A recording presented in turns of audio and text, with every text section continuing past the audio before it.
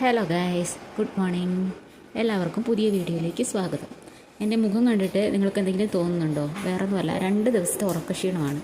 നമ്മുടെ കുട്ടൂസിന് പനി പിടിച്ചു. പനി എന്ന് പറഞ്ഞാൽ ആദ്യമായിട്ടാണ് ഇത്രയും വലിയ പനി വരുന്നത് കേട്ടോ. അപ്പോൾ ഞാൻ രാവിലെ തന്നെ എണീറ്റ് വേഗം പണികളൊക്കെ തീർക്കാമെന്ന് വിചാരിച്ചു. ബ്രേക്ക്ഫാസ്റ്റിന് വേണ്ടിയിട്ട് പുലാവ് ഉണ്ടാക്കാനാണ് പ്ലാന്. അപ്പോൾ കുറച്ച് ക്യാരറ്റൊക്കെ ചേർത്ത് സേമിയ വെച്ചിട്ട് പുലാവ് റെഡിയായി വന്നിട്ടുണ്ട്. അതിൻ്റെ കൂടെ ചോറും തിളപ്പിച്ച് ഊറ്റി വെച്ചിട്ടുണ്ട് കേട്ടോ.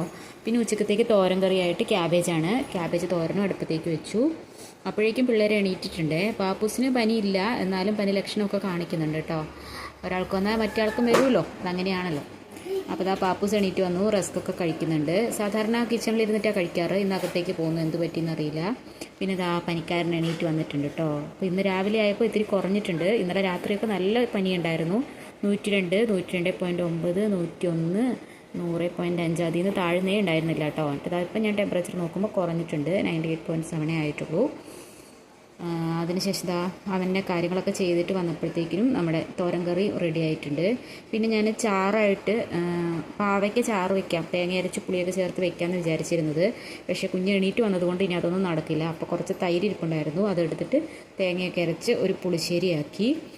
പിന്നെ കുട്ടൂസിന് നന്നായിട്ട് മേലൊക്കെ തുടച്ച് കൊടുത്ത് ഭക്ഷണമൊക്കെ കൊടുത്തപ്പോൾ ഇത്തിരി ഉഷാറൊക്കെ ആയിട്ടുണ്ട് കേട്ടോ. അത് കഴിഞ്ഞ് പാപ്പൂസിൻ്റെ കുളിയും കഴിഞ്ഞു, ഭക്ഷണമൊക്കെ കഴിഞ്ഞു. പിന്നെ അവനെ കുറച്ച് സ്നാക്സൊക്കെ കൊടുത്ത് ഒരു സൈഡാക്കി ഇരുത്തി. കുട്ടൂസ് മരുന്നൊക്കെ കുടിച്ച് കിടന്നുറങ്ങി. അപ്പോൾ എനിക്ക് കുറച്ച് തുണികൾ മടക്കി വെക്കാനുണ്ട്, അതുകൊണ്ടാണ് ഞാൻ അവനെ സ്നാക്സൊക്കെ കൊടുത്ത് അവിടെ ഇരുത്തിയത് കേട്ടോ. അതിന് ശേഷം തുണികളൊക്കെ മടക്കി വെച്ചു. അപ്പോൾ അത്രയേ ഉള്ളൂ. Tata bye.